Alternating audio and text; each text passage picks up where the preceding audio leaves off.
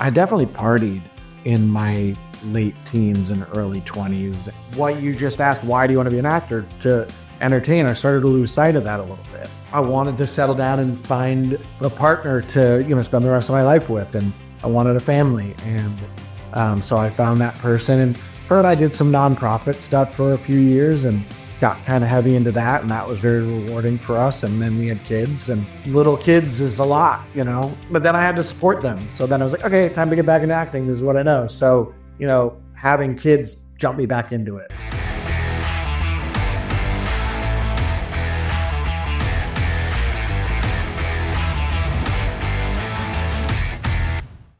Yeah, I was telling Julia before you jumped on the call, you just recorded a podcast with a good friend of mine, Larry Hagner, the Dad Edge. Oh, cool. Yeah, so he's a good guy. We've been friends for a long time. In fact, I messaged him today. I'm like, hey, I'm going to be talking with Patrick.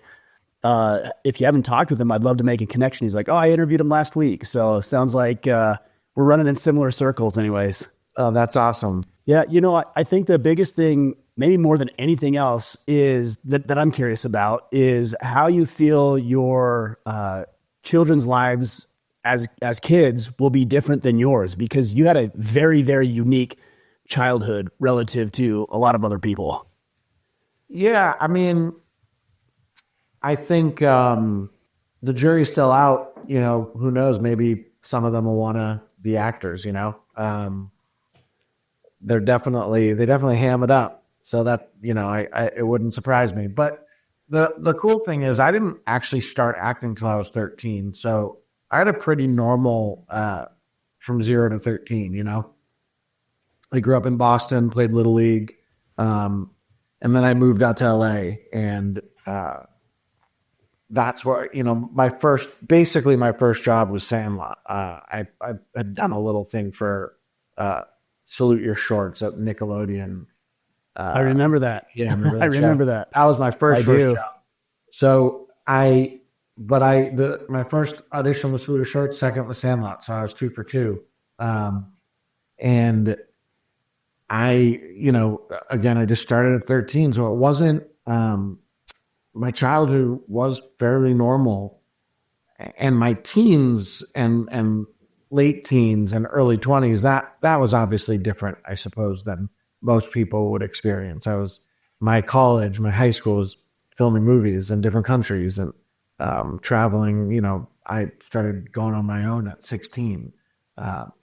So we'll see on that. People ask would I ever want my kids to get into the business, and I kind of say not earlier than I did, I don't think. Because I think you need to experience like a normal childhood and get friends and know who your friends are and have that base and have those experiences, which have helped me a lot in just knowing who I am and knowing who other people are and kind of wading through this crazy industry, Yeah, it seems like it'd be pretty surreal and easy maybe even to put yourself on a pedestal when, you hit this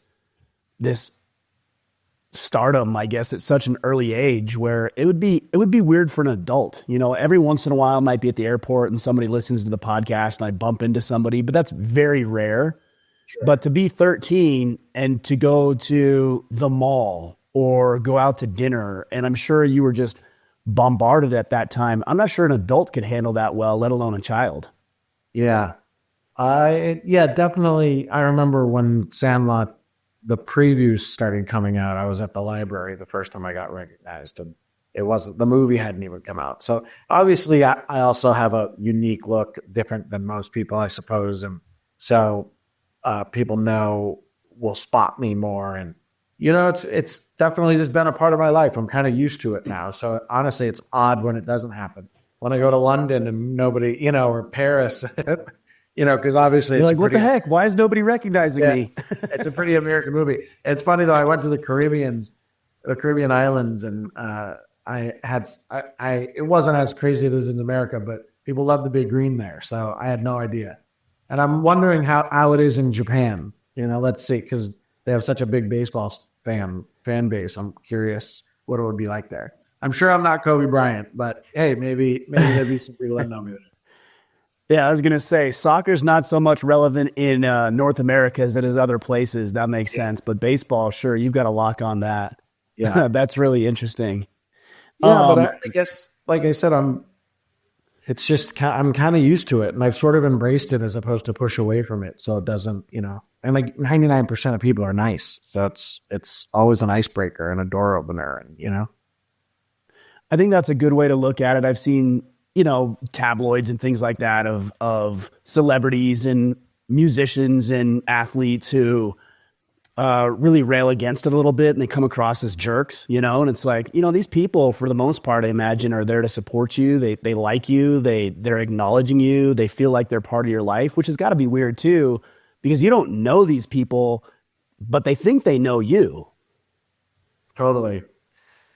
Yeah, I mean, although I feel like I know them, and it when we meet, they talk about, you know, I I saw, I'll get like, you've been in our living room for 30 years, and then it's it's humbling, and it's really cool to have been part of something like that, and you chat for 5 minutes, and you kind of know all about them, and you're just in their world, and yeah. So, but again, I'm kind of used to it. So I look at it as a blessing, though. You moved to Hollywood when you were 13. You said you went 2 for 2 on auditions. Yeah. Did you make that move specifically to get into acting? And if so, why was that compelling for you? I don't think that well, it's not like I left Boston going, I'm going to nail it and, be an actor. I did school plays and wanted to act. So yes, part of me did go out. My mom moved out to LA. She had a job opportunity. My parents split. And so obviously I went with mom, and as most do, I mean, my dad's been a big part of my life, and they're still very close to this day. But so I went out. I don't think I intended to sort of do that. My first agent, the amazing Judy Savage, she was the queen of young actors, being the agent for young actors. And she said, don't be surprised if you don't work for 2 years. And so my beginning was unusual, for sure. I didn't taste, defeat or the rejection of Hollywood until my teens and late teens. Then I started to go, oh, it's not all, you don't get everything you want. Um, and that sort of run, from 16 to early 20s was an interesting one. Again, it was a lot of ups and downs in those times. And had I not had the base and the foundation, the friendships and the family, I don't think I wouldn't have made it out the way that I feel I have now. I don't want to put words in your mouth, but based on what I'm hearing you say, from the time that you were born up till the age of 13 is really where, if I'm hearing you correctly, you wrapped up some of your identity in that more so than the jobs and the movies and the TV shows. Because I imagine, especially with your early success, to not have success maybe a little bit later, several years down the road, if you wrap up your entire identity in that, I think it would really do a number on your self-worth and just your mental well-being. Yeah. Yeah. You're saying like I guess sorry, I'm going to raise my chair a little. Cut that out. I feel so low. I think, I think I would say, yeah, the important, and that's why I don't want my kids to do it too soon is you want to realize that this is outside of the normal, what you're experiencing.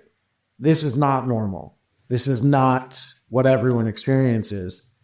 So I want them to experience normal and see what sports is like, and making friends, and not being handed things, on a silver platter, because to some degree you are, like you're on set and catering comes out at, after lunch and has grilled cheese sandwiches and tomato soup, and they're just walking around on a tray, and you're like, this is, you're 13 and you're, running the show, and you're the stars in the movie, and I mean, I think Sandlot also did a good job though. David Nicky Evans gets a lot of credit. He was sort of our big brother, and he kept us in our place for sure. Like Mm. he didn't let us be little punks, you know. Uh, and if we were, Bill Elvin, the first AD, he's a very famous first AD.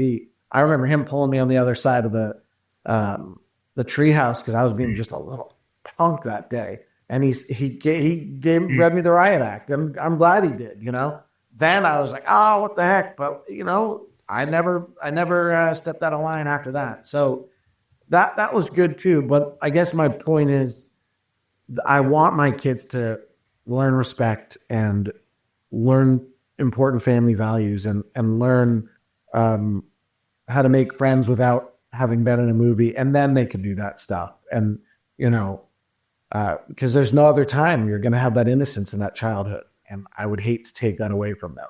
I don't feel like my childhood was taken away from me. I feel like I had a cool childhood, and then I had a really good college, just a different one. Did you ever run into any issues where you grew, I don't think resentful necessarily, but skeptical of friends? When you're in the public spotlight like you were, I imagine a lot of people that have extreme levels of wealth probably experience this as well, where it's hard to determine if these are true friends or if they're just attached to me because of my notoriety or my accolades or my wealth or whatever else it might be. That's what I mean. So my two best friends growing up, I'm still best friends with today. I just started a production company, and one of them is my partner in it. And we were friends from a very early age, and I still have a lot of those friends since then. So I had already built relationships, and I haven't lost them. Sure, friendships I made on movie sets, fleeting. I couldn't tell you.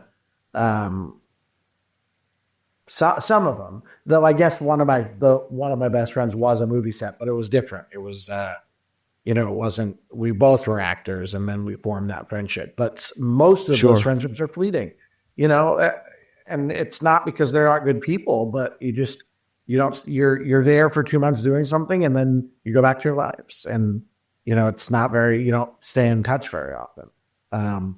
So I think I didn't have those experiences. Of course, there have been people in my life that I've felt were toxic to me, or, and I'm sure I was to them. We just didn't mix. And yeah, of course, there's always been those things, but I had a strong family background and, and strong friends. And my wife and I kind of stopped acting in my early 20s. So, and that's when I met my wife. I wasn't acting. I've always acted. I shouldn't say I wasn't acting, but it wasn't my priority. And so I have this beautiful relationship with someone that has supported me as doing regular things and supported me in my career. And, then we had a family and did those things together. So that's an important base, When do you watch your movies with your kids, or have you? And what is that like? Is it like dad's a dork like all of our kids do, or they think it's cool? Like what's their take on the movies they've seen of you playing in? They haven't watched the Sandlot that much. I showed them both actually, but I think it's a little strange for them because they sort of know it's me, but I don't quite look the same, but I sort of do. So Right. They're probably a little young for Sandlot. My youngest is 4. My oldest is 7. I feel like 8, 9, 10 is kind of right there. But Sandlot to me isn't Sandlot the way it is for you, or like the Goonies is my Sandlot, I showed my kid, my oldest, Goonies, and that was fun, and when Sloth came on and, obviously that scare you, and like Slick Shoes and everything, like, Chunk and Data and Mouth. And so that was, I knew in that moment, the experience that other fathers and mothers have when they showed their kids Sam. I finally realized what it's like, because I was watching him more than I was watching the movie, just seeing if he loved it, Yeah, that is fun to be able to share some of your like most nostalgic moments. And Sandlot for me, you know, I'm 43 years old. Sandlot for me was an instrumental movie in my life, you know, Yeah. and obviously it has so much cultural relevance. And then the other movie that really stands out is Son-in-Law. You know, that's Son-in-Law is one of mine and my kids' favorite movies. We watch that movie together all the time. And my daughter has a huge crush on Pauly Shore for whatever reason. She just thinks He's the world of Pauly Shore. well, he's a sweetheart to this day. I've seen him a few times over the last year because he's he did a documentary or is doing one, so he asked me to do a little thing on it, and then I saw him for something else too. But he's a sweetheart. He was like a big brother to me on that set, you know. Yeah. Yeah. Oh, I did mean, his the dynamic. I did his podcast. I did his podcast. Okay. Yeah. The dynamic between you two in that movie was spot on. It was so good. And my kids really enjoy that. So it's cool to be able to have this I mean, conversation. he's Hollywood royalty, you know, and his mom, and just in the comedy scene, and he's still a really good dude, and he, you know, he's cool.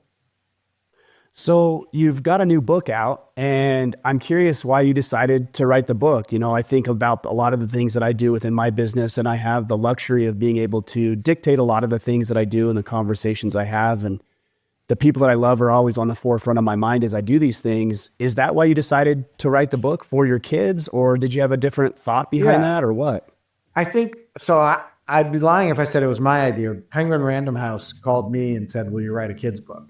And at first I was like, "Huh? Right?" Because, you know, I'm the kind of guy that, like, I've been running a production company for the past 4 or 5 years, and then I partnered with an old friend of mine. She's the COO of a pretty big marketing company, Studio 3 Marketing. So I have a production company that does all of the media for them. And I've been doing it for about 5 years. And now I just started Hambino Media to do more traditional stuff. And that's where I brought my buddy Kyle Howard on to partner with me on that. But I'm always the kind of guy that's like, I'm an actor. I'm not going to claim I'm a director. I'm not going to say I'm a producer. Now, after 5 years of producing, I'll finally say, okay, I'm a producer. So when I heard writer, I was like, no. That's for the writers. That's what they do. They're good at that. I'm not a writer. But then I thought about it, and, you know, with kids' books, like I read kids' books to my kids. My wife and I do every night. So then I was like, wait a minute, I think I could do a kid's book. Like, it's a lot less words, you know? And the fact that I have 2 boys excited me to do it. And that was a big push behind it. And then the process of writing it, I worked a lot with Nick Magliato, who's the senior editor at Penguin, and just kind of like tossing around ideas and figuring it out. And obviously it needed to be baseball. That was kind of a no-brainer. And then the 20 rules of baseball and life just sort of, it almost started writing itself, because when I started looking at life and sports, they mirror each other. You know, it's life is a game. It's, you know, got these obstacles, you got to overcome them, and you win or you lose and you learn from it and you get better. And so the process was actually really cool, and to see it come to life, and then to Tommy Parker, the illustrator on it, to, you know, kind of see him bring it to life through, you know, picture form was really special as well. I think one of the things I like about the book is anytime I see a children's book, it seems anymore AI just wrote everything, and it's very surface level. It doesn't interest me. It's very weak. It has no depth. And then as I was reading through the book, and of course I've read it to my 2 youngest kids at this point, there's a lot of depth behind it in the 20 rules. You know, like some of the rules that stood out to me is don't underestimate a game of catch. And what was the other one? Finding a glove that fits, you know, and I saw these lessons. I'm like, dang, these are lessons that I need to incorporate in my own life, let alone my kids needing to incorporate these things. I was just doing a little publicity for it this morning, and they asked me to read one of them, and it was a TV show, so I didn't have a lot of time. So I was like, all right, I'll do number 20. And I read it out loud. Don't be afraid to call and take your shot. And I wrote it and it got me, you know, and that's what I mean. Like, I don't know. You know, it's kind of like a little common sense guide. You know, it's and it sort of, just it was easy to do when you just think about wanting your kids to grow up and be good people, And Yeah. what am I trying to say to them, and what am I failing to say to them half the time, And then when you think about that, you're like, okay, I can do this. How involved in sports were you as a child? Obviously acting and theater was a big part of your childhood. You said you participated in school plays. For me, sports, namely football, some baseball, a little wrestling here and there, were a huge aspect of my life and very instrumental in the lives of my 4 kids as well. Yeah. Sports was always a big part of my life. For a 5'6" white dude, I'm not half bad at basketball and sports, and I'm like a sort of Rudy, except a chubby Rudy. So like you wouldn't think I'd be okay, but I actually can handle myself pretty well. I got a pretty sweet jump shot, no Steph Curry, but so I've always been good, like basketball, baseball. I never got into soccer too much, but even soccer, like I can play. I can throw a football around. I can catch, and that's what I've always told my wife is important to me with the boys. Is like I took karate. I didn't become a black belt. I was a Boy Scout. I didn't become an Eagle Scout. I didn't kind of do all these things, but I did everything, and obviously you find your passion at some point, and when you find your passion, you need to do that full throttle. My passion has been acting, and I have put everything into that, and producing and that sort of thing. But at least in your early, and this is kind of to that point, those formative years, you have to have sports in your life. You have to get coordinated. You can't be like tripping over your own feet, and this is going to help you with everything. It's going to help you with girls, even though I was terrible at that. But, it just helps with everything in life to be a coordinated, sporty person, for men and women. Like and man, some of these girls, it's crazy how good they are at sports. But like, it just, no matter what, you're going to be able to accomplish things better. And, I was on another podcast and we were just talking about like being able to fix things around the house. I can do that. Something breaks, I can fix it. I'm not useless to my wife in those scenarios. She gives me a hard time when I go too far. And she's like, maybe just call someone for this. And I don't. And then eventually I end up doing it anyway. But, I can fix a broken window. I can, fix a pipe that's leaking. I can, I think those are important things that not a lot of people can do these days, and it's showing. It's showing in this new generation. It is interesting because we do live in such a relative ease and comfort that we can just call somebody and we can just outsource these things. And, sometimes to your point, that makes sense because I know, well, if you're like me, the project ends up taking 2 or 3 times as long, costs 2 or 3 times as much, and then I end up having to hire anybody anyway. So I guess you could make the case that it makes sense to do that, but it's good. I like what you said about being useful. It's good to be useful. Don't go too far, but fix a little thing here and there, and be useful to your family. Change a tire. You said that if you have to. Sure, yeah. You said that your passion is acting, and you obviously learned this at an early age. What elements of acting really stand out to you? What is it that you enjoy so much about it? I like making people laugh.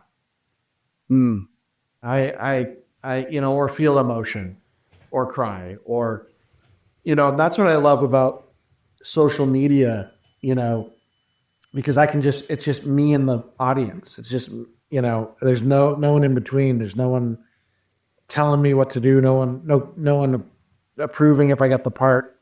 It's just, I'm able to make people laugh, and that's what I want to do, so I think that probably is the biggest part of it. I like to entertain. I like to create things that, people like to watch. Yeah. Well, you certainly do that. You said that in your 20s, you stepped away, or maybe not fully stepped away, but stepped back a little bit from acting. Yeah. I think your career was on an upward trajectory, and then all of a sudden we just didn't see as much. Was that deliberate, and why was that the case?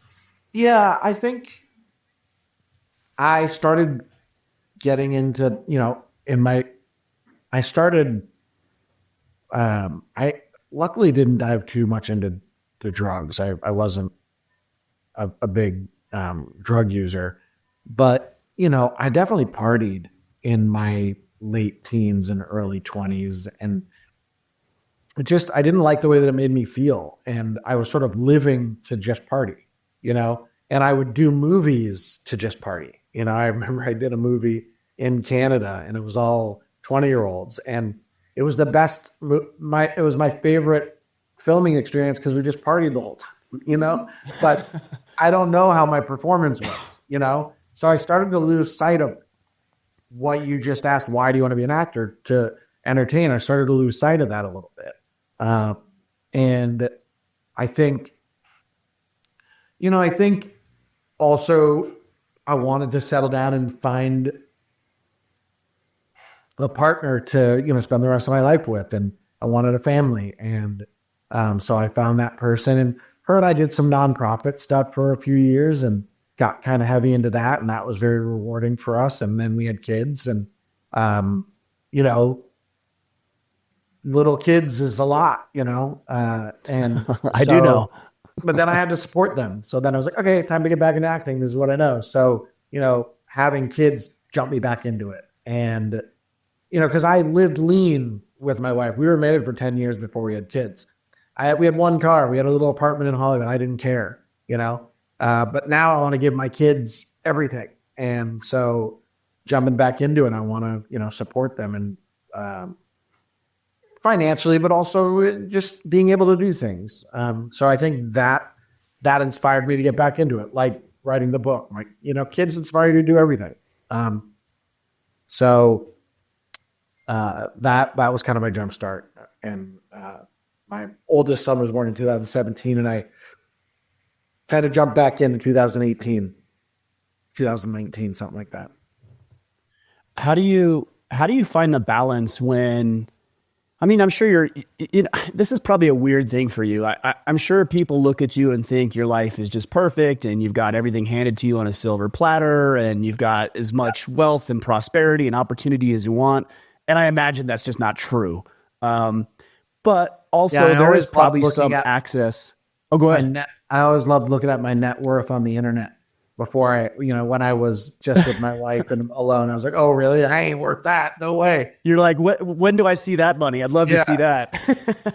Listen, I've always been able to support myself acting. So in that sense, I have been blessed for that. Like that is very cool. And I don't take that for granted. When my youngest was born, I looked at having to, I've always done fine. I'm not, but I'm no Ryan Reynolds, I'm not worth $500 million. But when I had my youngest kid, that's when I got into producing, because I've always been a really organized guy. And like I said, my college was the movie sets. So I know it. I know the world of movies and TV. And so producing and creating this production company was an easy pivot for me. And it still has to do with acting. And I can still act. So that was sort of my solution to that. But yeah, hey, no one has it easy. No one has it easy. I was just driving by the Kardashian billboard and, I was looking at them and, people can say what they want about them, but man, they know what they're doing. I mean, they have built an empire, that family, and they're providing something that people want. So even they don't have it easy. Nobody has it. We're all living here on planet Earth and we're trying to do the best we can. And I think, it's a good upbringing. I don't want to hand things on a silver platter to my kids either. They need to work for it. They need to earn it. But you don't want to go too far either, because I've seen people go too far on that. And it's just, there's a happy medium to everything, I think. Yeah, that was the next question I wanted to ask, is how do you find that balance between, because this is something that I struggle with too. I've done fairly well financially. And so the opportunities that I can afford to my kids is significantly greater than the opportunities I had as a child. Yeah. But I'm trying to find that balance of letting them find their own way, but also providing opportunities for them to develop skills, make connections, all the things that I think set them up on the right path, but not give them too much. Yeah. I don't know how I find that balance. I cross my fingers. I mean, that's a $1 million question. I said on something else, I call myself a C plus, B minus dad because I'm not half bad, but I definitely have a lot to learn. And, my wife and I are just learning. We just started implementing chores and paying them because I was like, we're buying these kids too much stuff. That's it. They got to buy it themselves. And it's the best thing we ever did. They water the plants down. They'll clean the car. They do this. And we give them $1 here, $1 there. They put it in their safe. And then when they bought a little marble run together with their $35. And, I think giving them that concept has been something really strong. But I mean, we've been parents for almost 8 years now, and we're just learning that. So, patience. I'm still learning patience. I don't have it all the time, but I think forgiveness for yourself and cutting yourself a little slack is important too. Because we're just trying to do our best here. You said your mom and dad split when you were young. It sounds like maybe your dad stayed on the East Coast and then you and your mom moved. Do you have siblings or is it just you? Just me, only child. Yeah. So you and your mom moved to the West Coast. How did your childhood, for better and worse, shape the way that you parent now? And even I'd like to hear about the relationship you have with your father, because you said even in that geographical distance, it sounds like you're still fairly close. Yeah. Yeah, I mean, he and I agree. He actually is out here staying with me with his wife right now. They're helping us because my wife's pregnant. So we're Congrats. we're calling in the family help right now to as I promote this book and stuff. But yeah, my relationship with my dad is great. Both my parents remarried pretty soon after they split, and they've been with those people since. So it's not like I had to experience them bouncing around in the dating scene, which I watch some people deal with, and that's tough. Like I have close friends that are single dads and they're on the dating scene, and I'm like, oof, that's tough for kids, I think, and tough for the parents. So it wasn't, I don't have a sob story to say on that. I think my parents nailed it. They did it as best as they could, and they've always been close, and they've never really talked smack about the other one. So I've been lucky on that, It was hard when I first heard it. I remember, that was a difficult time for me, but I think they did it as good as they could. Yeah. Well, that's good. I know that geographical distance can obviously create rifts in a relationship and create fractions and splinters and everything else that make it hard to stay connected. I had that with my dad when I was growing up. We weren't that far apart, but far enough where I really only saw him in the summers. And that made it very difficult to be close, Yeah, that's about, I would visit my dad a couple times a year because it was cross country. And, I would just fly out there, got used to airplanes. But I'd be lying if I said it was easy. I definitely missed him, and that was tough. But having kids and grandkids, I think, has been really cool to bring everyone back together. It's kind of unites the family again, which has been nice. Yeah. Now you've made a pivot recently into this production company. Tell me a little bit about what that process all entails. I mean, production, as a layman, when I think that, I think you're the one, making the movies, organizing, bringing the right people in, putting them in the right places, hiring the directors and actors and all that sort of thing. Is there more to it? What else goes into that? Yeah. So, I mean, I kind of have two production companies. The one I've been doing for 4 years, which is partnered with this marketing company, Studio 3. And I have a 10-person team, and we do about 20 shoots a month for, their 500 clients, 500 plus clients. So we have teams that'll fly out, and they're smaller shoots. We do commercials. We'll do some medium-sized commercials and things like that. And, I just kind of executive produce that. And there we have shooters, and we do some photo shoots and things like that. And I have some, like I said, a 10-person team, and a close friend of mine is that does a lot of the creative on it, and we work with the creative director over at the marketing company. So it's a cool process. And then recently we started Hamino Media, which is the one I brought in my really good friend for, and that's more traditional Hollywood stuff. So we're developing a few things. We have something with MLB that we're working on, something with Golf Digest, a couple shows with Blind Mill, which is Chip and Joanna Gaines' production company. We're working with these really talented Hollywood writers to develop a TV show that would be great. And a lot of the stuff I'd probably star in. We have an agreement with Thomas Tessier, who's a horror writer from out of Connecticut. He's an award-winning horror writer, and he has an anthology series called World of Hurt, and we're going to turn that. We're going to take 3 of the stories and make a film out of it. And I would star in each of the stories as someone different. So I'm really excited about that one too. So again, we just started. I'm going to start a podcast. I have some fun stuff on YouTube, and that Ambient Media is going to do all that stuff. But we're kind of in the beginning stages of all that. So we have the traditional, fun Hollywood stuff, and then we have our kind of bread and butter industrial type shoots.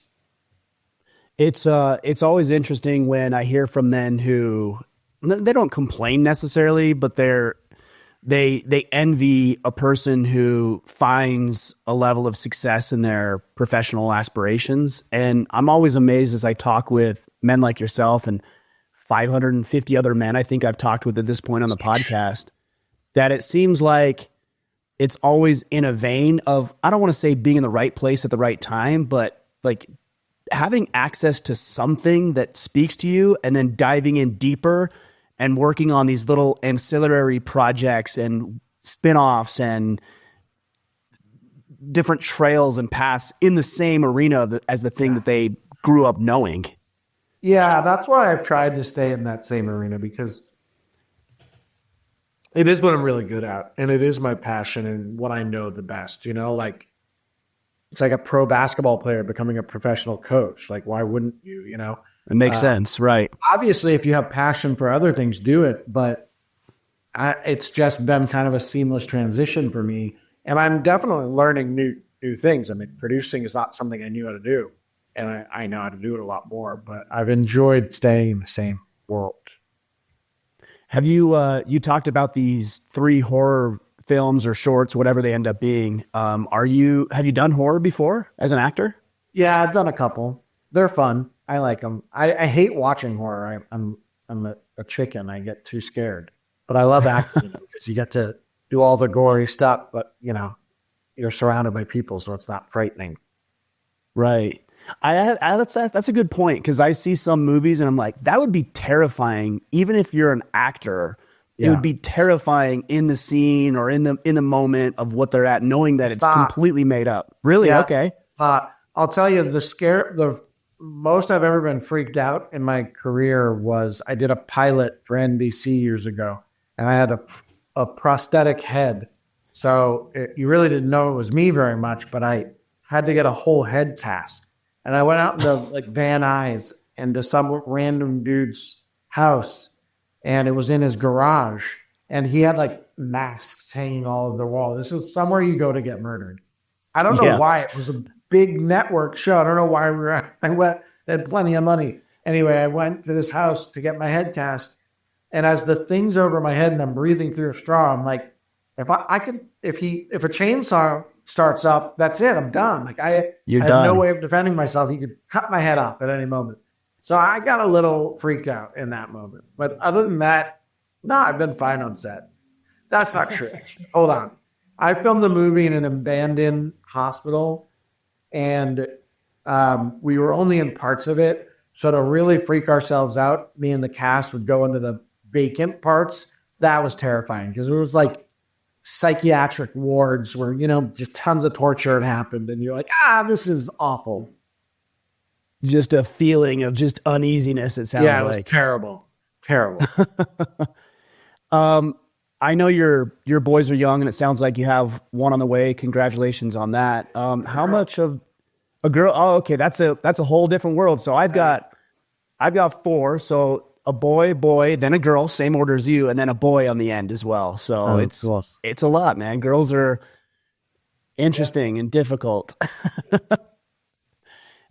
How much of the world do you anticipate introducing your sons and daughter to? Is this something that you want them to be involved? You want them to find their own path? Obviously, it's something you're passionate about. Would you be encouraging them to be involved as well? If that's what they want to do, I'll support them in anything they want to do, as long as it's legal. Like, Right. but Sure. Yeah. whatever path they choose, I'll support them. Um, yeah. So I guess it's up to them. Yeah. Well, it sounds like the opportunities there. I know that sometimes we as fathers attempt to live vicariously through our children. Maybe we didn't get our childhood exactly the way we wish we would have and hope that they can have better. I think it comes from good intentions, but to me, I think the direction you're going is, hey, if they want to be involved, great. If not, and they want to find their own path, that's good too. Yeah, totally. I mean, I would love to kind of show them the ropes and teach them what I've learned, but that you have to be passionate about it. Acting is not easy, and it's a lot of it's a lot of work and rejection. And I mean, George Clooney did like 20 pilots before he became George Clooney and got ER. Mm. So like the amount of times that guy failed, and that's a kind of a cool thing in the book. I talk about that commercial that Michael Jordan, that one where he says how many shots he's missed, how many game-winning shots he's missed, how many games he's lost, and it really puts it in perspective. You have to be willing to, take that defeat and use it to strengthen you for moving forward. And acting Yeah. is no stranger to defeat. Well, it's interesting. I mean, we as the public and consumers of the movies and TV shows that we watch see the final product and everything's produced and looks wonderful and has the right lighting and music and everything else. And we think, oh, well, this would be so fun to act. And I'm sure there's moments of fun, but I'm also fairly certain 90% of it is sitting around and waiting and rehearsing lines and doing the same scene, 1,000 times before it's done just right. I bet there's a lot of grueling work that goes into it outside of just reading a line to perfection. Yeah, it's tough. And then, you could be waiting around all day to then only have an hour left in the day before they go to overtime. And now you have to do this huge scene in 1 hour. And it's, and you got limited time. You got to nail it in 2 takes. So it's definitely stressful. It's not but hey, it's also, it is fun though. And it's definitely a cool job. It's like, you can't complain if you're a basketball player. You work hard, and you can't complain if you're an actor. You work hard, but it's a cool job. It's not manual labor, like that. I mean, that stuff's tough. I've done some of it. My stepdad's a general contractor, so I've helped him on job sites and done a bunch of things, and that's the stuff that's tough. Yeah, it's hard work. How do you see? Obviously, you've been inside Hollywood for a long time. How has it changed over the past 30 plus years since you really got into the scene? Have you seen notable changes? And are they positive, negative? How do you feel about it? I mean, listen, post COVID, a lot of negative. A lot of Hollywood has moved out of Hollywood, which is a shame. LA is definitely needs a pick me up, and it needs to get some of that back here. Definitely some positive. There's more opportunity for everyone. It's, what might be a negative for, when I was starting out in Hollywood, I kind of got in and I was sort of in, you know what I mean? Like cast members through me. I did voiceovers. I was on short lists. You didn't have an iPhone to record everything. So I would get more calls. And this also might have been one of the reasons I kind of stopped. With digital advancements, it opened the world up to everyone. So Sure. to say that that's not positive, though, I mean, there's more talent. It's like opening up the NBA because there's hidden talent out in various countries that nobody knows about, and they should be playing. So it is positive, on a larger scale. Personally, it may make it more difficult, but hey, it's not all about one of us. So I would say, generally speaking, there's positive moves. And there's negatives. There's some things that go too far. Changes that you want to fix one thing and then you implement a change and it affects everything. And you're like, you just needed to fix that one thing. Relax. So there's things like that, but it's hard to not think that this generation has more opportunity than the one before. I'd like to think that it's generally for the better. Yeah, I mean, from where I sit, I would agree. I'm in entertainment. I'm not an actor by any stretch of the imagination or anything like that. But this opportunity of having a conversation with you and the other guests that I've had on would not be possible 30 years ago. I never would have imagined this would be the case. No, you do a podcast and you would have had to have been Johnny Carson to there was a few talk shows. I mean, that's what this is. This podcasts are radio shows, but they're, run by you and the people decided they like it. And that's pretty sweet, Yeah. When you think about the future of Hollywood and your role in it as an actor, as a producer, are there things that you would like to see change or that you're working on the general direction of media and entertainment? I think,